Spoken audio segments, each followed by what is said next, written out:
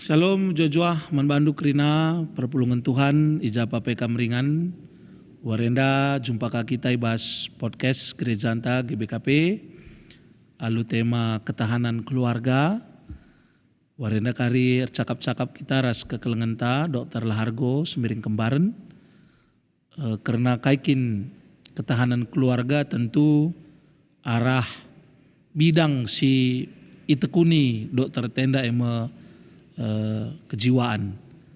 Ope kari kita cakap-cakap ras kekelengan tenda si benai lebih alur toto ras kita toto.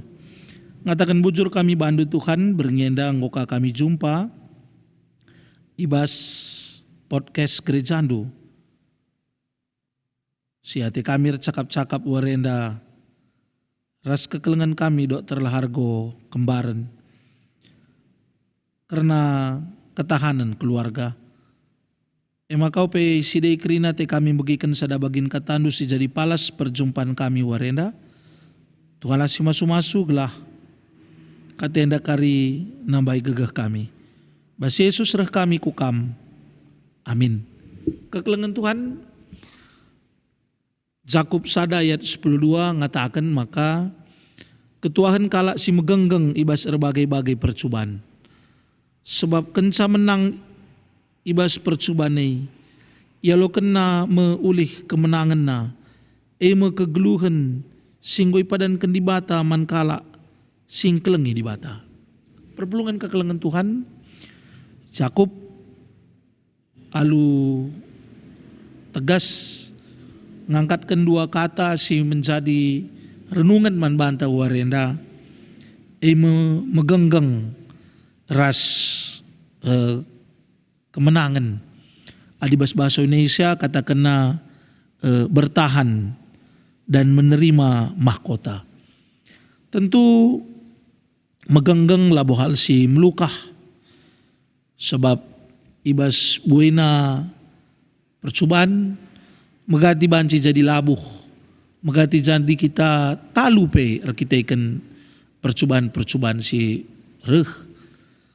Tapi Yakub mereka sada semangat entah pegegeh manbanta krina maka salah sada gegeh dikunelit perbeben kegeluhan sinterpa kita kengasu penta engkelengi di bata kalak sing kelengi di bata la terjeng datna gegeh tapi terdauhan pei idat naka serpang pulah, serpang luah si banci berikan di bata man bana. Jadi renungan singkat enda baik kita, gelah kita kari tetap terus megenggeng ibas berbagai-bagai perbeben kegeluhan silit bas kita warenda ras gelah banci bertahan engkelengi di bata menjadi kunci si harus silakukan.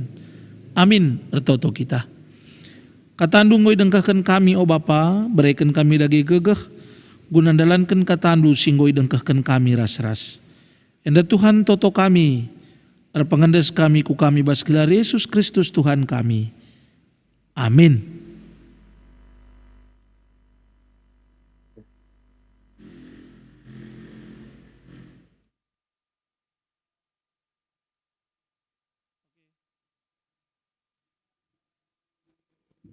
Ya, perpulungan kekelengan Tuhan seh kita kubas acara anta wari si sendah cakap-cakap kari kita ras kekelengan ta Dr. Lahargo si ibas skrina pelayanan tentu melayani berbagai-bagai teman-teman ta si membutuhkan perawatan kekelengan tenda ngui sempat kena waktuna bergabung ras kita. Selamat malam dokter. Selamat malam pendeta, ya. Selamat malam semuanya, salam sehat jiwa. Salam sehat jiwa dokter. Jadi bujur dokter sudah menyediakan waktu untuk kita bisa ngobrol malam ini tentu dengan tema yang sangat menarik tentang ketahanan keluarga.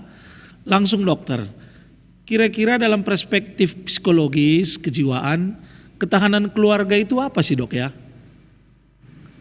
Ya, ketahanan keluarga adalah suatu kemampuan keluarga ini untuk kemudian dia bisa bertahan dan menghadapi berbagai tantangan yang dialami di zaman yang sangat berat seperti ini, gitu ya.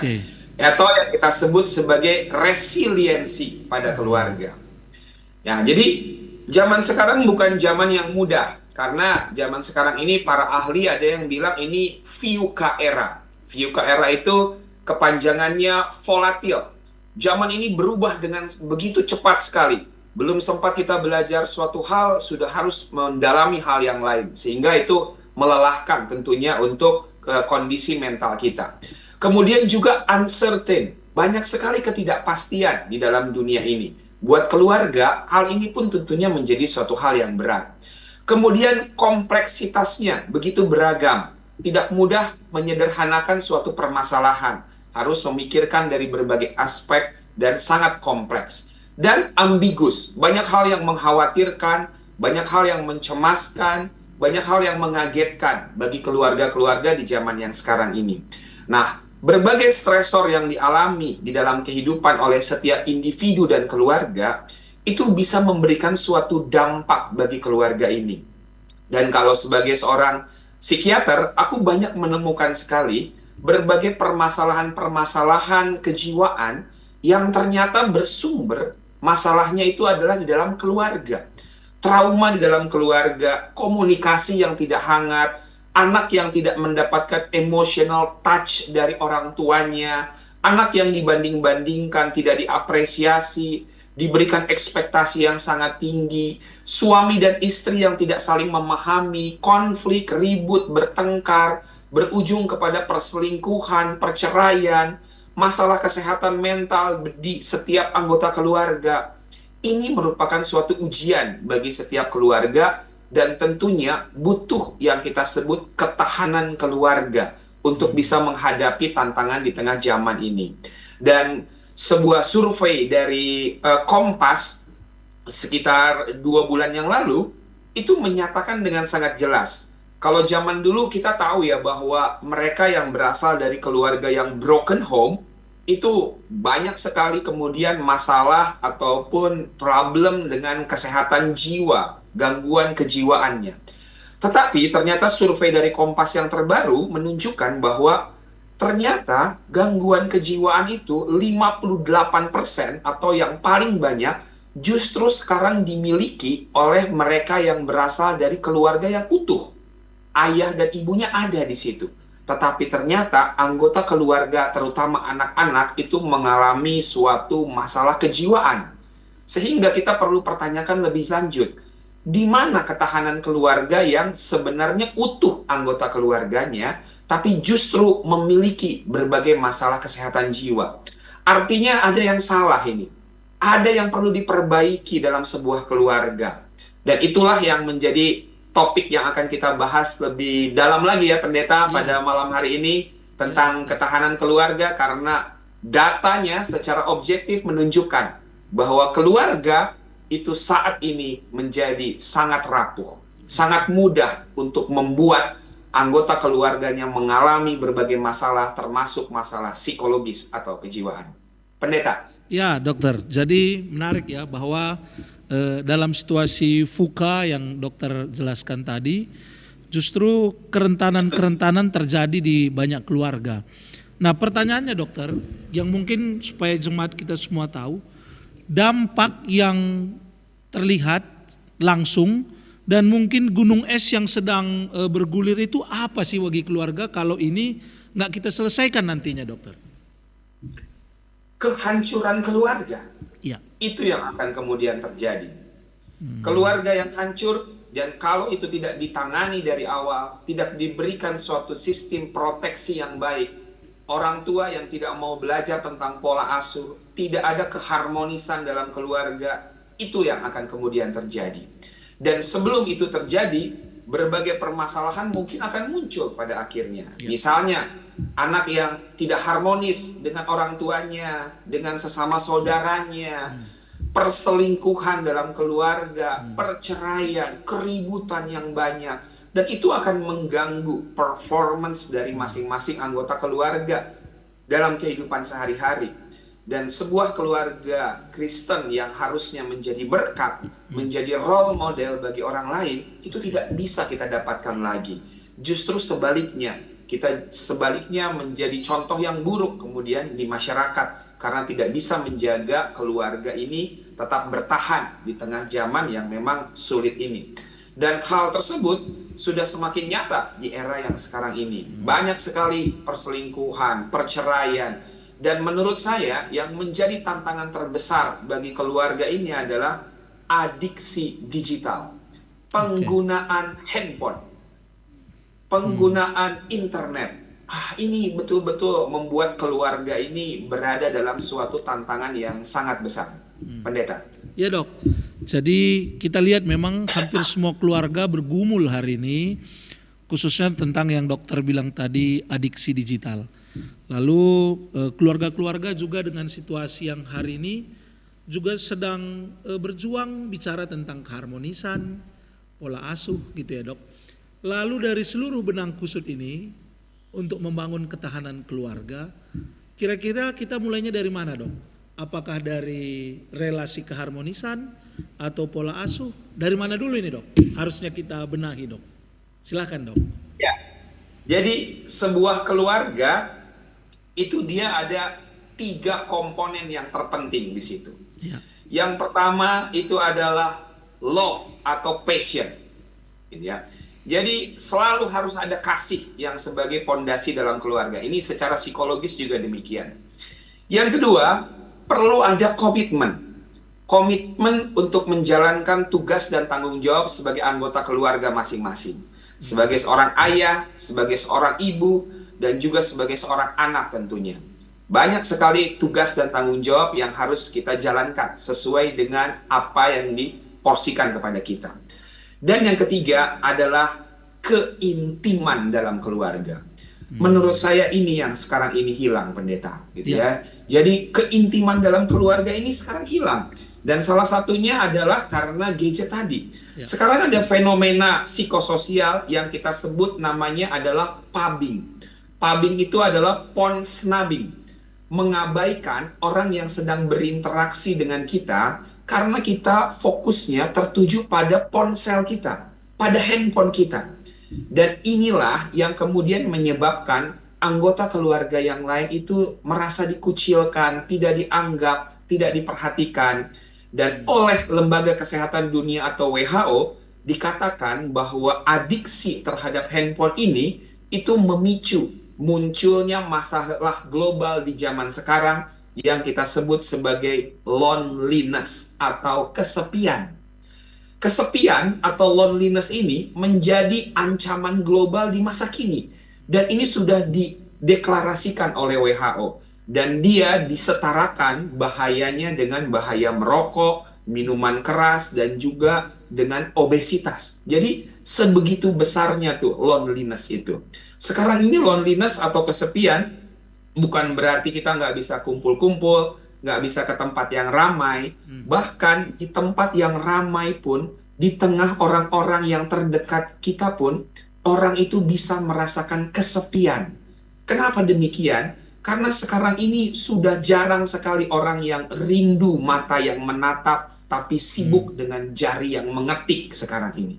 Sudah jarang sekali pembicaraan komunikasi itu eye to eye, heart to heart. Karena kesibukan, karena pikiran kita, karena stres yang dialami oleh keluarga. Sehingga kesehatan jiwa yang baik pada orang tua itu juga menjadi investasi bagi ketahanan dalam keluarga. Bagaimana orang tua bisa menjaga keintiman di dalam keluarganya, ini yang menjadi penting. Mencobalah untuk disconnect dengan smartphone kita dan mulai connect dengan orang-orang yang kita kasihi. Keintiman fisik, keintiman waktu, keintiman spiritual, keintiman hobi, itu yang perlu terus-menerus digalakkan sehingga akhirnya keluarga ini punya ketahanan lagi karena satu dengan yang lainnya punya emotional bonding yang baik dan itu yang akan memperkuat keluarga ini. Pendeta. Ya, makasih dok. Jadi soal HP tadi justru menarik ini ya, karena fenomena yang kita lihat tidak hanya di kota gitu, tapi di desa-desa, kuta-kuta Tanah Karo, hampir semua anak-anak juga udah disediain HP oleh orang tuanya kan begitu ya. Orang tuanya membelikan HP supaya anak tenang. Kalau PJJ misalnya banyak orang tua supaya anaknya tenang dikasih HP. Jadi HP ini udah jadi obat, itu satu masalah yang kita lihat Dok. Yang kedua, ada juga pemahaman yang berkembang, HP ini jauh lebih mengerti kita daripada orang yang ada di sekitar kita. Sehingga keintiman dengan HP itu kayak terbangun karena apa yang kita inginkan selalu keluar gitu ya, selalu keluar. Padahal ada orang-orang lain yang di sekitar kita lalu tidak kita pedulikan. Bagaimana Dok? Tadi dokter bicara tentang membangun koneksi di antara keluarga kan, itu tadi keintiman. Bagaimana langkah yang harus kita bangun, meninggalkan HP, lalu membangun koneksi lagi dengan keluarga sehingga membangun ketahanan. Langkah-langkah praktis yang menurut dokter bisa kita lakukan, jemaat kita lakukan, meninggalkan HP dalam pengertian membangun keintiman kembali dengan keluarga. Silakan Dok. Iya, jadi handphone itu adalah kompetitor kita untuk kemudian mendapatkan suatu keintiman dalam keluarga. Karena di berbagai platform media sosial ada tombol like, love, subscribe, komen. Dan itu semualah yang dibutuhkan oleh anggota keluarga sebenarnya. Di handphone itu ada informasi, di handphone itu ada apresiasi, ada pujian, ada reward. Kita mau main game, naik level, dapat bintang-bintang, dapat cahaya yang bersinar, dikasih selamat ya misalnya. Kita baru posting di media sosial kita, WA status atau Insta Story. Belum 1 menit udah kita lihat, siapa yang view ya, siapa yang like, siapa yang love. YouTube kita udah nambah belum follower, subscribernya. Bukankah itu juga yang sebenarnya dibutuhkan oleh setiap anggota keluarga dalam kehidupannya? Setiap anggota keluarga butuh yang namanya penghormatan, apresiasi, pujian, pengetahuan, informasi, kehangatan. Kalau anggota keluarga tidak mendapatkan itu di tengah keluarganya, jangan salahkan, mereka akan mencarinya ke handphone. Dan handphone itu setiap hari di-upgrade aplikasinya, tipenya, modelnya. Tapi apakah kita sebagai kepala keluarga, sebagai anggota keluarga, sudah mengupgrade juga skill kita untuk meningkatkan relasi dan keintiman dalam keluarga? Karena kompetitor kita luar biasa ini. Salah satunya handphone dan internet. Itu menarik betul perhatian kita kalau kita tidak menyadari hal tersebut. Sehingga saran praktis yang tadi pendeta sampaikan, ciptakanlah waktu dan tempat bebas dari digital ataupun handphone tersebut. Tinggalkan itu semua dalam waktu-waktu tertentu dan mulailah rindu mata yang menatap daripada jari yang mengetik. Eye to eye, heart to heart. Cerita lagi, ngobrol lagi dengan betul-betul intim. Kebersamaan, keintiman itu perlu dilakukan. Ciptakan yang namanya waktu-waktu yang bebas dari digital dan internet tadi. Kalau memang sudah kecanduan, lakukan digital detoxification. Di detox dulu tuh, oke, kita sepakat ya, di meja makan nggak boleh ada handphone. Oke, 1-2 hari ke depan nggak ada yang buka medsos. Dan rasakan itu perbedaannya nanti. Kita dengan anggota keluarga menjadi lebih erat. Dan ciptakan juga aktivitas kegiatan yang non-digital. Itu semua banyak kok bisa kita lakukan. Masak di dapur bersama-sama dengan orang tua kita, membersihkan kendaraan dan rumah, berekreasi, berolahraga bersama, buat family altar dalam keluarga, berdoa salat teduh bersama. Itulah keintiman yang akan memperkuat kita tentunya. Dan ini tentunya perlu dilakukan di setiap keluarga agar ketahanan keluarga tadi kita tidak hilang. Karena di zaman yang sekarang ini kita berada di zaman di mana kita lebih khawatir baterai yang lemah daripada iman dan mental yang lemah di dalam keluarga. Pendeta. Iya dokter, menarik sekali ya. Jadi di sosial media ada love, ada like, ada subscribe. Dan ini harus dipindahkan sekarang ke relasi kita dengan keluarga gitu ya. Nah kaitannya dok dengan yang 3 hal yang dokter bilang tadi. Yang kedua komitmen ya. Tentunya butuh komitmen. Karena keintiman membutuhkan komitmen. Yang ada hari ini semua orang merasa punya tanggung jawab masing-masing. Jadi orang tua itu kalau sudah mengerjakan pekerjaannya, lalu mereka butuh me time. Lalu me time itu diartikan sebagai waktu sendiri, lalu mereka bebas bermain HP. Ya kan gitu ya. Anak-anak pun gitu. Mereka udah belajar nih, lelah satu harian, butuh me time. Lalu me time yang dimaksud selalu bicara tentang kesendirian. Gitu ya. Bagaimana membangun komitmen bahwa me time itu juga adalah bagian membangun keintiman, Dok, supaya semua sadar ini komitmen kita. Kalau keluarga ini enggak kita bangun keintiman bersama, punya komitmen bersama, keluarga ini akan hancur gitu, Dok. Silakan, Dok. Sepakat sekali, Pendeta. Gitu ya. Jadi komitmen artinya adalah kita tahu bahwa keluarga ini adalah harta kita yang paling berharga. Di dalam keluarga kita mendapatkan banyak benefit, manfaat, sehingga harus kita jaga. Artinya komitmen di sini adalah menjaga agar di keluarga ini itu betul-betul ada kehangatan, kenyamanan, setiap anggota keluarga bisa bertumbuh, merasakan cinta kasih sepenuhnya. Komitmen untuk menjaga keluarga ini tetap hidup, tetap bertumbuh di kemudian hari. Dan sering sekali komitmen ini juga adalah komitmen tentang pernikahan, Pendeta. Ya, jadi jatuh cinta itu mudah, berpindah cinta itu gampang. Tapi bertahan pada cinta yang sama itu spesial. Dan itu hanya muncul dari jiwa-jiwa yang berkelas.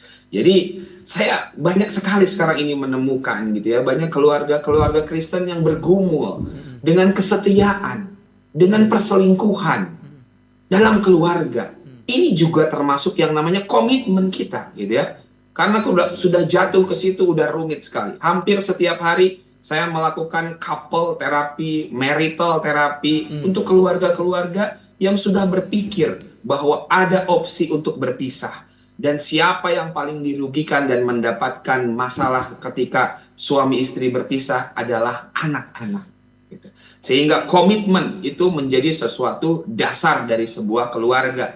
Di samping dari cinta kasih dan juga keintiman yang harus terus dijalin dalam keluarga. Pendeta. Ya, Dok, menarik tadi dokter bicara juga tentang memang fenomena yang kita hadapi hari ini kan banyak keluarga-keluarga, khususnya keluarga muda yang dengan sangat cepat menyimpulkan tidak cocok. Lalu dengan mudah melupakan perpadanan yang sudah disampaikan di depan Tuhan, di depan gereja. Lalu dokter tadi bicara tentang terapi. Kira-kira untuk jemaat GBKP yang hari ini mendengarkan podcast kita ini, terapi apa yang mereka butuhkan? Mungkin nggak ke Bogor nanti, Dok ya, tapi kira-kira kalau mereka berdua, lalu saat ini yang ada di kepala mereka udah cerai aja lah, ini nggak cocok ini, pulangkan aja lah ini ke rumah bapak ya, kira-kira gitu kan. Terapi apa yang mereka butuhkan, atau ya kalimat apa yang bisa mereka renungkan sehingga ini hilang dari kepala mereka, kira-kira gitu, Dok. Silakan, Dok. Setiap keluarga tentu tidak akan terlepas dari masalah, gitu ya. Keluarga-keluarga muda, apalagi gitu ya, sampai udah usia dewasa, usia tua pun pasti ada masalah. Sehingga topik kita ini penting. Ketahanan keluarga itu penting. Nah, berhadapan dengan situasi masalah yang rumit, gitu ya. Ketika ada salah satu anggota keluarga mungkin masalah di kantor, mungkin masalah relasi, masalah keuangan, dan lain sebagainya, satu langkah pertama yang perlu kita lakukan adalah memvalidasi dulu. Oke, kita lagi tidak baik-baik aja nih, gitu ya. Oke nih, ini ada masalah di kantor nih, papa lagi punya masalah, mama lagi ada ini, adik lagi ada masalah, validasi dulu. Sering keluarga-keluarga itu mengabaikan masalah atau situasi yang tidak nyaman, yang tidak enak itu. Sehingga sudah semakin bertumpuk, sudah semakin terakumulasi dan menjadi bom waktu yang kemudian meledak. Sehingga keluarga perlu memvalidasi. Oke, ada problem, ada masalah di keluarga ini yang harus kita identifikasi dan cari solusinya. Kemudian langkah yang kedua, setiap anggota keluarga perlu ventilasi. Artinya perlu ada komunikasi di sini antar anggota keluarga. Jangan didiam-diamkan saja, jangan mengabaikan saja, jangan disimpan dan dipendam sendiri saja. komunikasi yang hangat, yang lancar, tanpa ada penghakiman, tanpa ada judgement yang terlalu cepat, itu perlu dilakukan. Setiap anggota keluarga belajar untuk menjadi pendengar yang baik bagi anggota keluarga yang lainnya. Ketika seorang istri sedang mau bercerita tentang apa yang dirasakan dialaminya, suami berikanlah telinga yang mendengar. Ketika anak ada perubahan perilaku, tiba-tiba pulang dari sekolah marah, jangan cepat-cepat menasehatinya. Kamu ini anak siapa kok kayak begitu sikapnya? Lupa dia kalau itu anak dia gitu ya. Tapi duduklah di sampingnya, coba dengarkan apa yang mau disampaikannya. Karena setiap perubahan sikap dan perilaku dari anak sesungguhnya adalah cara dia mau berkomunikasi kepada kita dengan orang tuanya. Agar kita bisa memahami ada kisah apa di balik itu semua. Nah, itulah ventilasi. Ada komunikasi yang terbuka. Kemudian yang ketiga, setiap anggota keluarga perlu belajar bagaimana meregulasi emosi ataupun situasi yang nggak enak tersebut. Nah, kalau lagi ribut, lagi seperti ini, ada satu yang lagi naik marah, oh yang lain menenangkan. Ngajak berdoa, ajak baca firman, keluar rumah dulu untuk misalnya jalan, makan, atau memberikan ruang dulu agar masing-masing anggota keluarga bisa kemudian mendapatkan ketenangan dulu, bisa cooling down dulu. Itulah teknik-teknik regulasi yang kemudian perlu dipelajari. Setiap anggota keluarga, setiap keluarga perlu belajar regulasi menghadapi stres, masalah dalam keluarga ini. Sehingga ketahanan keluarga itu pada akhirnya semakin terbentuk dia dan semakin kuat keluarga ini. Baru langkah terakhir adalah konsultasi. Kalau rasanya masalah ini sudah terlalu besar dan mengancam kepada suatu konsekuensi yang lebih buruk seperti perpisahan. Ada banyak konsultasi yang bisa dilakukan ke psikiater, psikolog, perawat jiwa, para konselor, pastoral counseling. Itu semua punya kapasitas, kompetensi untuk bisa membantu agar keluarga yang punya masalah yang rumit ini itu kemudian bisa kembali mendapatkan kedamaian, ketenangan, dan menjadi keluarga yang utuh. Pendeta. Ya, bujur dok. Ada 4 tahapan tadi yang dokter sudah bagikan ke kita ya. Yang kita lihat juga dokter, bahwa tantangan terbesar juga hari ini kita lihat di anak-anak. Kalau tadi dokter bicara tentang 4 langkah, judgement khususnya pada bagian ventilasi itu memang sering terjadi juga pada anak. Kita sulit untuk menerima pandangan anak, satu. Yang kedua, kita sulit memahami dunia anak, gitu ya. Lalu mungkin nanti ada kaitannya dok dengan situasi anak-anak kita hari ini yang ada disebut generasi strawberry lah, ada sandwich generation lah, sehingga orang tua kadang-kadang tidak sadar sedang membangun sesuatu yang sebenarnya bom atom bagi dirinya sendiri gitu. Dia sedang membentuk anaknya menjadi strawberry atau sedang memberikan sandwich yang terlalu banyak ke anaknya sehingga anak itu menjadi besar. Pola asuh dok. Apa yang harusnya dilakukan oleh orang tua hari ini dengan perbedaan anak-anak zaman sekarang? Karena anak zaman sekarang ini kan agak berbeda sekali metode pendekatannya, apalagi pengaruh teknologi. Mereka banyak belajar justru dari teknologi ini dok. Sehingga orang tua yang backgroundnya masa lalu gitu ya, ya kalau aku dulu udah kucubit kami ini nak aku ini nah gitu kan. Lalu dia bilang, kok dicubit mak ini gitu. Jadi ada perlawanan gitu ya. Orang anak-anak sekarang lebih speak up gitu, lebih berani ngomong gitu daripada anak-anak zaman dulu yang ya gitu. Gimana sih pola asuh yang harus kita lakukan pada anak-anak kita untuk ketahanan ini juga? Silakan dok. Jadi benar yang tadi pendeta sampaikan. Kita ini kan ada generasi-generasinya gitu ya. Ada generasi baby boomers yang lahir tahun 45-an, ada generasi X, generasi Y atau milenial, dan anak-anak kita sekarang ini adalah Gen Z, generasi Z dan generasi Alpha. Setiap generasi punya karakteristik yang berbeda-beda gitu ya. Kayak misalnya generasi Z dan generasi Alpha. Mereka ini adalah penduduk asli dunia digital gitu ya. Jadi membuat mereka lepas dari gadget apa gitu itu hampir tidak mungkin. Karena dunia mereka memang di situ. Bahkan di akademik, pembelajaran, dan yang lainnya juga termasuk di sana. Kemudian mereka juga technological. Sangat suka hal-hal yang sifatnya visual juga. Dan hyper connected dengan internetnya. Ya, jadi ini yang harus disadari oleh orang tua. Sebagian besar orang tua berusaha menerapkan pola asuh yang didapatkannya di masa lalu kepada anak zaman sekarang, yang belum tentu itu fit and match dengan kebutuhan mereka. Sehingga pola asuh yang terbaik adalah bagaimana kita melihat kebutuhan anak di zaman sekarang ini. Prinsipnya pola asuh itu ada 4 jenis. Yang pertama adalah yang otoriter. Otoriter artinya orang tua ini memaksakan value nilai yang menurut orang tua baik dan harus diikuti oleh anak, ya. Yang kedua adalah permisif. Bagaimana orang tua ini apapun yang diminta anak itu dipenuhi, apapun yang menjadi kebutuhannya itu dikasih. Anak minta ini, minta itu diberikan. Baru pola asuh yang ketiga adalah neglected, mengabaikan. Orang tua merasa sudah cukup dengan bayarin uang sekolah, uang lesnya, tapi tidak ada emotional bondingnya, nggak ada kedekatannya secara emosi dengan anak. Dan yang keempat adalah autoritatif, di mana orang tua menjadi mitra, menjadi sahabat bagi si anak, menjadi teman curhatnya, menjadi bestinya bagi si anak.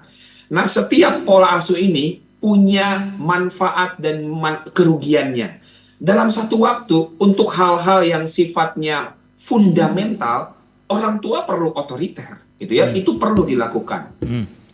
Untuk sifatnya yang memang untuk kebahagiaan dan kesenangan, permisif mungkin boleh dikasih, gitu ya. Ketika anak dapat pencapaian tertentu, ketika suatu hal tertentu memang dia membutuhkan, mungkin perlu juga kita membiarkan anak, gitu ya, untuk berhadapan dengan situasi yang tidak nyaman.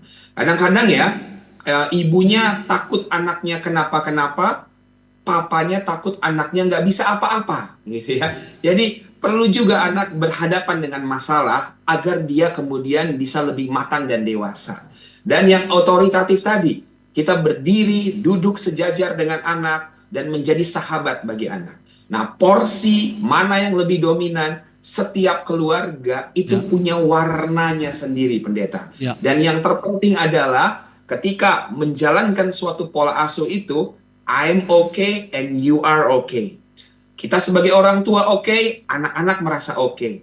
Kita sebagai suami oke, istri merasa oke. Itulah titik keseimbangan yang setiap keluarga perlu dapatkan. Dan kita nggak bisa comparing, membandingkan keluarga kita dengan keluarga orang lain. Setiap keluarga punya arsitektur keluarganya sendiri yang dipahami dan diupayakan agar bisa lebih baik ke depan. Pendeta. Ya, bujur dokter. Nah, kaitannya masih dengan anak, dok. Tadi dokter udah berbagi tentang pola asuh. Yang banyak juga jadi masalah, yang pertama, dok, tadi dokter udah menyinggung di bagian akhir, orang tua yang senang membanding-bandingkan. Suka sekali membanding-bandingkan anak. Lalu membuat target yang kesannya nggak masuk akal gitu, tapi mempush anak terlalu berat sehingga anak merasa dia berada pada tekanan yang berlebihan gitu. Ada tekanan yang berlebihan, misalnya harus bisa masuk UIN aku, harus bisa masuk USUN aku, harus masuk sekolah dinas aku. Itu mama Adu pun masuknya sekolah dinas, bapak pun sekolah dinas, sehingga dia dari lahir bebannya udah terlalu berat gitu ya. Keluarga tidak justru menjadi support system yang baik gitu. Kira-kira mereka juga dapat. Yang kedua, dok, fenomena yang juga hari ini besar di Tanah Karo adalah judi online. Judi online sudah menjadi salah satu perusak keluarga. Kalau tadi bicara tentang ketahanan, kehancuran keluarga begitu banyak hari ini disebabkan oleh judi online. Bukan hanya orang tua, tapi anak-anak gitu. Baru-baru ini kami jumpa dengan satu jemaat kita yang baru habis 2 miliar karena membayar tagihan judi online. Dan ini nggak hanya sekedar jemaat, ada juga cerita-cerita di beberapa gereja, ada pertua diaken juga yang melakukan ini. Bagaimana ini, dok? Kaitannya dua hal tadi, mungkin nanti dokter bisa Karena muncul di pikiran ini tadi, satu sisi orang tua yang senang membanding-bandingkan, satu sisi ketergantungan dengan judi tadi, Dok. Ini juga menjadi tantangan keluarga kita hari ini. Silahkan, Dok. Iya, membanding-bandingkan anak dengan orang lain sangat tidak fair gitu ya. Karena setiap anak kalau secara psikologis dia berbeda dengan temannya, dengan orang lain, dengan individu yang manapun. Ya. Dan setiap anak itu punya intelijensia yang berbeda-beda. Kita mengenal yang namanya multiple intelligence gitu ya. Jadi ada anak yang memang secara verbal dia bagus, anak yang linguistik. Ada anak yang memang dia hobinya naturalis, dia senang di alam, pelihara makhluk hidup misalnya. Ada anak yang logis matematik, dia jago dalam angka, kalkulasi, dan berpikir yang kritis, argumentatif. Ada anak yang visuospasial, senang dengan gambar, warna, ruang, dan bangun. Ada anak yang musikalitasnya bagus, menyanyi, mendengarkan musik, bermain alat musik, dia jago dia. Ada anak yang kinestetik, kelebihannya dalam gerakan, olahraga, dan segala hal aktivitas fisik. Tapi ada juga anak yang intrapersonalnya yang hebat. Dia itu memiliki kelebihan saat berada sedang sendirian, sedang merenung, berpikir, refleksi. Itu kelebihannya, intrapersonalnya. Ada juga anak yang interpersonalnya, senang bergaul, berteman, bekerja dalam kelompok. Jadi multiple intelligence menggambarkan bahwa setiap anak itu berbeda-beda. Dan nggak bisa dibandingkan satu dengan yang lainnya. Nah, sangat tidak fair bila kemudian orang tua membandingkan. Tujuannya mungkin baik ya, memotivasi anak gitu ya. Tapi membuat mereka menjadi tertekan karena harus menjadi seperti apa yang diharapkan atau ekspektasi orang tua, itu yang tidak boleh dilakukan oleh orang tua. Orang tua harus memahami bahwa setiap anak itu spesial. Ada kelebihan, ada juga kekurangannya. Dan kita juga sebagai orang tua juga nggak sempurna. Tidak ada anak yang sempurna. Karena setiap anak hanya butuh di mana kekurangan mereka diterima.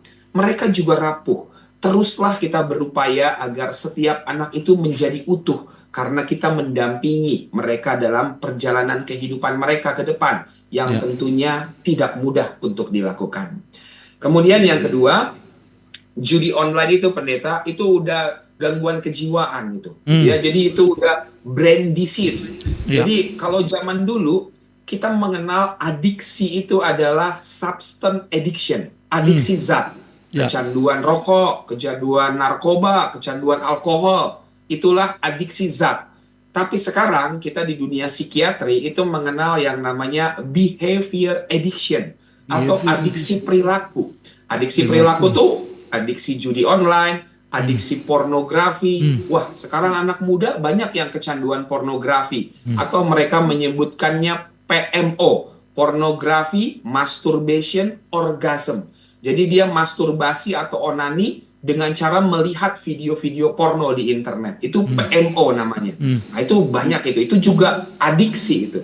Belum lagi adiksi belanja online, adiksi media sosial, adiksi scrolling. Nah, ini semua adalah adiksi-adiksi digital yang kita sebutnya adalah behavior addiction atau adiksi perilaku. Jadi memang ada neurotransmitter, zat kimia di otaknya yang udah terganggu. Dan itu tidak mudah sekali untuk bisa dipulihkan. Bahkan membutuhkan pertolongan profesional untuk bisa memulihkannya. Aku ada 3 tempat rehabilitasi itu di daerah Puncak. Itu setengahnya sekarang ini merawat pasien-pasien yang kecanduan judi online, pinjaman online, game online, kecanduan internet yang berlebihan sehingga memberikan kerugian. Nah, itu memang tantangan keluarga yang hebat di zaman sekarang ini. Nah, perlu disadari bahwa mereka yang jatuh pada judi online ada cycle-nya. Yang pertama, dia mengalami stres, mengalami beban emosional, mengalami suatu permasalahan finansial dan keluarga. Dan dia berusaha tuh mencari exit yang bisa cepat untuk memulihkan itu. Nah, jatuhlah dia kepada judi online. Ketika dia main dan menang, maka dia akan bermain lagi. Nah, akhirnya kecanduan. Tapi kalau dia main terus dia kalah, dia akan istilahnya chasing for the loss. Dia berusaha mengejar kekalahan itu dengan cara bermain judi lagi. Mulai ada magical thinking gitu. Wah, ini tanggal baik ini, bisa aku menang ini. Wah, bajuku ini cocok ini dengan warna di layar ini. Wah, ini ada kemungkinan menang ini. Ternyata kalah lagi dan kalah lagi. Ya. Survei penetrasi internet yang terakhir menunjukkan 98% yang bermain judi online itu mengatakan bahwa tidak ada keuntungan bermain judi itu. Bahkan kekalahan yang mereka terima. Tetapi kenapa mereka main lagi? Karena sudah kecanduan, sudah adiksi. Dan itu adalah gangguan otak. Jadi biasanya kita akan melakukan terapi, pengobatan. Ada pengobatan dengan obat-obatan, ada terapi dengan diberikan terapi gelombang elektromagnet di otaknya gitu ya. Kemudian juga ada terapi-terapi dengan berbicara atau merubah mindsetnya. Bahkan sering sekali kita membutuhkan rehabilitasi, perawatan di rumah sakit jiwa, di tempat pemulihan untuk bisa memulihkan mereka yang kecanduan judi online ini. Pendeta. Ya, bujur dok. Jadi pencerahan ya dari dokter tadi bahwa begitu banyak kecanduan-kecanduan yang muncul akibat internet gitu ya. Saya ke komen-komen dari jemaat kita dulu, dokter. Ada beberapa jemaat kita, Kekelengenta Firman Surbakti, pencerahan yang sangat luar biasa dari narasumber kita Kembaran Mergana. Mari kita semua menerapkan dalam keluarga masing-masing. Bujur, kekelengan kami, lalu sarjana desa, pengantin baru berperan dalam ketahanan keluarga. Lalu kekelengan kami, Julius Sacramento Tarigan, sering dalam forum perpulungan pun sadar atau tidak sadar, justru yang paling diekspos, dipersaksikan adalah keberhasilan duniawi, seakan sebagai indikator utama hidup. Lebih dominan mengekspos, membanggakan kisah kehebatan duniawi keluarga daripada kisah anak yang konsisten, saleh, berohani dan lain sebagainya. Nah, izin bertanya, ada Kak Krista, nanti tentu dokter bisa jawab, apa kira-kira yang menyebabkan anak-anak usia SD sampai SMP sekarang sudah terlibat free sex? Apakah memang ada perubahan hormonal pada anak masa kini atau ada faktor yang lain kira-kira dokter? Bagaimana mencegahnya? Terakhir, Pendeta Firdaus Depari, mantap Bang Lahargo Kembaran, sukses selalu. Ada tadi pertanyaan dokter dari Kak Krista dari Surbakti ini. Apa penyebab anak-anak usia SD dan SMP sekarang terlibat free sex? Apakah ada perubahan hormonal pada anak usia zaman sekarang? Silakan dok. Salah satunya itu, gitu ya, anak lebih cepat mencapai pubertas karena pola makan, kurang bergerak misalnya, dan juga tontonan, gitu ya. Apa yang disaksikan, apa yang ditonton, apa yang didengar, karena sekarang ini tidak ada filter mereka dengan handphone itu. Jadi memang orang tua itu ketika memberikan handphone kepada anak harus disertai dengan bagaimana cara menggunakannya. Situs apa yang boleh, mana yang enggak. Ada screen time, waktu melihat layar yang tentunya harus dibatasi. Karena kalau enggak, banyak sekali pengaruh-pengaruh dari handphone, internet, dan juga teman sebaya mereka. Nah, kita sebagai orang tua juga perlu membekali anak dengan yang namanya life skill.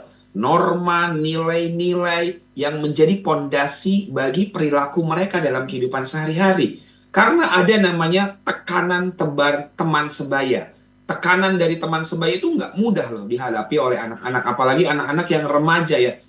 Kalau kamu nggak seperti ini, kamu nggak boleh gabung dengan kelompok kita. Karena mereka nggak punya skill menghadapi pressure yang seperti itu, mereka nggak punya kemampuan dan pengalaman untuk berani berkata tidak, maka mereka jatuh tuh kepada perilaku-perilaku yang tidak seharusnya mereka lakukan. Jadi kita sebagai orang tua tentunya terus-meneruslah memberikan skill, pengalaman, dan itu hanya bisa dilakukan kalau kita punya komunikasi yang baik dengan anak-anak kita. Kalau anak-anak kita mau berbicara dengan kita, kita langsung emosi, marah, langsung memberikan ayat-ayat, nasihat-nasihat, papa dulu, mama dulu. Nggak mungkin anak-anak kita nyaman untuk bercerita. Tapi kalau kita coba mendengarkan ceritanya, memberikan masukan yang baik, kemudian memberikan respon yang dibutuhkan, disitulah anak-anak bisa belajar berbagai norma, value yang mau kita ajarkan bagi anak-anak kita. Karena kalau menurut Sigmund Freud, psikiater masa lalu, kondisi psikologi orang itu kan ada id, ego, and super ego. Id itu adalah pleasure seeking, mencari kenikmatan, mencari kesenangan, itu dorongan alamiah, setiap orang punya. Tetapi anak yang berkembang akan belajar yang namanya ego. Bagaimana dia bisa mempertimbangkan apakah keinginan ini bisa dipenuhi atau tidak, apakah waktunya cocok atau enggak. Tetapi jangan dilupakan, ada aspek yang ketiga, yaitu adalah super ego. Super ego itu adalah value, nilai, spiritualitas yang ditanamkan pada anak, agar anak punya payungnya dalam bersikap, bertindak, dan berperilaku. Pendeta. Ya, bujur dok. Kembali ke soal apa tadi, edik tadi ya, ediktik. Jadi menurut dokter, sejauh apa peran keluarga di sini? Tentu banyak orang yang punya kesempatan rehab, tapi apakah rumah bisa juga menjadi rehab dalam pengertian terapi ya? Karena kan dalam konteks bahasa Yunani itu kan rumah itu pengertiannya terapis juga dok ya. Jadi rumah sebagai terapis. Mungkinkah itu diciptakan gitu ya, sehingga hal-hal yang sudah terjadi, rumah yang bertahan mampu menterapi ini semua. Lalu apa yang harus dilakukan orang tua, apa yang harus dilakukan pasangan, sehingga rumah bisa menjadi tempat terapi untuk semua keluarga, sehingga kecanduan-kecanduan yang mungkin sudah mulai bertumbuh bisa kita sembuhkan dok. Karena ini kan situasi yang berbahaya sebenarnya kalau semua keluarga kecanduan. Bahkan kalau semua anggota keluarga ada dalam posisi kecanduan. Lalu kalau mereka hari ini mendengar bagian kita hari ini, podcast kita, bagaimana mereka memulai ya, sehingga keluarga mereka yang awalnya menjadi keluarga yang tidak bertahan menjadi keluarga yang bertahan, menjadi terapis gitu dok. Silakan dok. Wah, ini menarik sekali pendeta gitu ya. Jadi sepakat sekali tadi kita bahwa banyak sekali ancaman bagi keluarga, terutama addiction tadi gitu ya, adiksi tadi. Itu kenapa orang kemudian menjadi adiksi?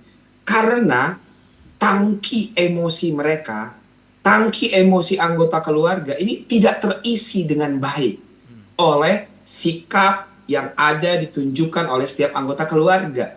Sehingga mereka akan berusaha mencari, memenuhkan tangki emosi mereka itu, mencari dari luar, dari eksternal.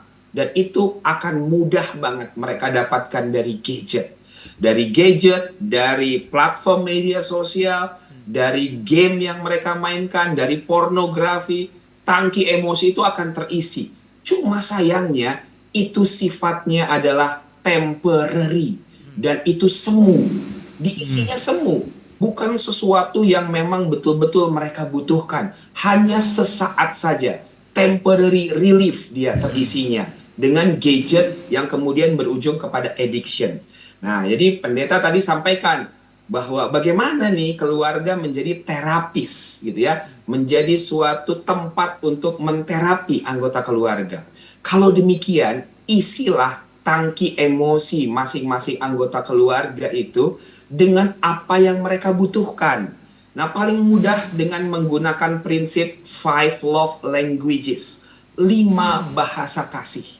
Bahasa kasih adalah bahasa universal manusia.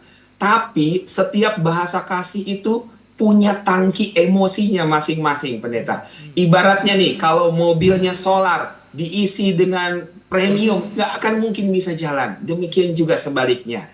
Nah, kita punya 5 bahasa kasih yang kita kenal. Yang pertama adalah act of service atau pelayanan. Yang kedua, word of affirmation atau kata-kata yang menguatkan. Yang ketiga, quality time, kualitas waktu. Ada physical touch, sentuhan fisik. Dan gift atau hadiah. Nah, setiap kita perlu mengenal bahasa kasih setiap anggota keluarga kita dan berusahalah untuk memberikannya. Kami beberapa waktu yang lalu di sektor Warung Jambu di Runggun Bogor itu kita di Jetro, kita bikin ini, ada tesnya juga nih pendeta, ada tesnya nih. Kita bahasa kasihnya apa gitu ya. Oh ternyata si Mamre bahasa kasihnya adalah receiving gift. Yang perempuan bahasa kasihnya act of service, pelayanan. Ternyata bisa nggak match gitu ya. Nah, tetapi itulah pentingnya kita berusaha untuk lebih mengasihi sesuai dengan yang dibutuhkan. Kadang-kadang begitu juga tuh. Seorang suami datang pulang dari kantor bawa martabak. Wah, ini bahasa kasihnya hadiah gitu ya. Tetapi istrinya nggak suka gitu ya. Karena ada banyak setrikaan yang belum disetrika, ada banyak cucian yang belum dijemur misalnya. Maunya suami datang bantuin aku lah. Karena dia bahasa kasihnya pelayanan. Nah, misalnya begitu ya. Jadi bahasa kasih ini adalah tangki emosi dari setiap anggota keluarga. Kita kenali, ada anak-anak bahasa kasihnya sentuhan fisik. Tapi dia jarang mendapatkan sentuhan fisik itu dari orang tuanya. Sekedar tepukan di pundak, usapan di rambut kepalanya misalnya, ataupun pelukan dan ciuman, itu tidak didapatkan oleh orang tuanya. Dan itu dia akan cari di luar. Dan itu yang mungkin nanti bisa berujung kepada hubungan-hubungan seksual yang tidak diinginkan pada akhirnya. Dan ini yang bisa juga memberikan konsekuensi negatif. Nah, jadi bahasa kasih adalah salah satu jawaban bagaimana keluarga bisa menjadi tempat terapi bagi semua anggota keluarga yang lainnya. Berikan dan upayakan kasih, kehangatan itu hadir dalam keluarga. Keintiman itu jaga terus. Ciptakan waktu-waktu bersama. Ciptakan. Bukan mencari waktu yang sisa ya pendeta, tapi menciptakan waktu kebersamaan. Dan itu perlu direncanakan, diplanningkan, sehingga ketahanan keluarga ini bisa menjadi kekuatan bagi kita semua. Pendeta. Bujur dong. Nah, saya mau lebih spesifik dalam konteks Karo hari ini. Di mana harga semua pertanian murah, Dok. Semua murah, wortel murah, hampir semua murah. Lalu ada perspektif yang selama ini kita pegang, uang itu bahasa kasih. Padahal dari 5 yang tadi dokter bilang, bahasa kasih, nggak ada bicara tentang uang. Padahal selama ini dianggap uang itu bisa menjadi representasi kasih. Sehingga orang tua mewakilkan kasihnya kepada anak, uang. Lalu suami menunjukkan kasih sayangnya hanya soal uang. Padahal gift tadi pun dokter nggak spesifik bilang uang, tapi mungkin gift ini kan kadang-kadang bukan sesuatu yang material juga gitu ya. Kalau saya lihat dalam konteks kita hari ini, Dok, tentu ini nanti mungkin juga bisa jadi closing statement karena waktu juga. Saya tahu dokter juga masih banyak kesibukan menghadapi situasi-situasi ini. Perspektif-perspektif yang selama ini salah gitu ya. Lalu dalam situasi ekonomi yang sulit hari ini, apa yang bisa dilakukan jemaat GBKP khususnya di seputaran Tanah Karo dengan situasi ekonomi yang sulit? Apa yang harus mereka pegang tentu selain spiritualitas, sehingga ketahanan keluarga bisa mereka pertahankan. Sekaligus closing statement dokter, silakan dokter. Iya, jadi keluarga saat ini mendapatkan tantangan yang besar dimanapun. Dengan era yang tidak mudah, tentunya setiap keluarga pun sedang berjuang untuk bisa bertahan. Tetapi ketahuilah, setiap keluarga punya chapter, punya bab-bab dalam kehidupannya. Oke lah, di chapter ini kita sulit, dan kita harus survive, bertahan. Nah, bertahan ini adalah bagaimana kita mengeratkan keintiman, kebersamaan dalam anggota keluarga. Tadi, uang memang bukan segala-galanya, tapi tanpa uang segala-galanya nggak bisa gitu ya. Tapi ada aspek-aspek lain yang bisa juga membuat tangki emosi kita tetap terisi. Perhatian, kata-kata, sentuhan fisik, quality time, kebersamaan, itu juga bisa membuat tangki emosi anggota keluarga kita juga menjadi terisi dengan baik. Jadi saling memperhatikan satu dengan yang lain, lebih melihat apa kebutuhan keluarga. Oke lah, kita dalam keluarga sering cekcok, tapi tetap cocok satu dengan yang lainnya. Itu yang perlu dialami oleh setiap anggota keluarga. Dan sebagai penutup, mungkin aku biasanya bermain sulap, boleh ya pendeta? Silakan dokter. Jadi keluarga-keluarga di masa yang sekarang ini mungkin menghadapi masalah seperti Rubik yang kacau ini, gitu ya. Ada masalah ekonomi, masalah pekerjaan, masalah relasi, masalah anak, dan lain sebagainya. Kita sudah belajar bahwa kita perlu sekali terus menerapkan kasih dalam keluarga, terus meningkatkan komitmen untuk menjaga keluarga kita, dan juga keintiman yang harus selalu dijaga. Dan jangan pernah lupa untuk membawa Tuhan dalam kehidupan kita. Jangan lupakan Tuhan sebagai jurumudi dalam keluarga kita. Sehingga ketika ke Tuhan kita berikan tempat di paling utama dalam keluarga kita, maka semua masalah itu pun bisa kemudian terselesaikan. Dan ketahanan keluarga adalah terjadi ketika kita menerapkan Tuhan sebagai pondasi yang paling utama dalam keluarga kita. Bujur, terima kasih. Tuhan memberkati kita semua. Bujur melala dokter, sulapnya keren sekali. Semoga menjadi berkat untuk seluruh jemaat GBKP dimanapun berada. Kami berdoa supaya dokter selalu diberkati, semakin dipakai Tuhan untuk pelayanan-pelayanan khususnya untuk jemaat kita. Kita akan menutup perjumpaan kita warisi sendah aluras kita ertoto kita. Bujur Tuhan malam mati kami erkiteken ngukar dalan alumuhuli podcast Gereja Andu warisi sendah. Secara khusus ertoto kami nangdangi narasumber kami Dr. Lahargo Sembiring Kembaran ibas memakaikan meraikan pemetek silit basia baswarisi sendah. Tuhan dagay si masu-masu ke kelengan kamenda, bas pelayanan, bas pendahin, tengah jabu, pasu-pasu krina kegeluhan na. Pasu-pasundu, anak-anak, bagai penandai tengah jabu ras keluarga besar krina. Harapan kami menjuah-juah ibas penjayam Tuhan, malam mati ke kelengan kamenda, ibas kesempatan-kesempatan si berikan Tuhan, guna makaikan pemetak singgo berikan duman bana.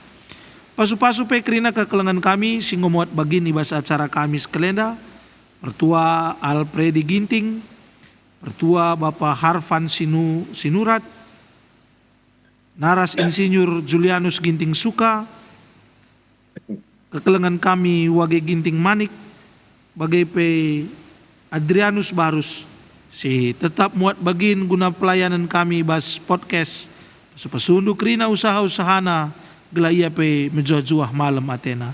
Endam Tuhan toto kami, ujungi kami perjumpaan enda, bas gelar Yesus Kristus reh kami kukam. Amin. Bujur melala dokter, Tuhan masuk-masuk. Sampai berjumpa lagi. Ya.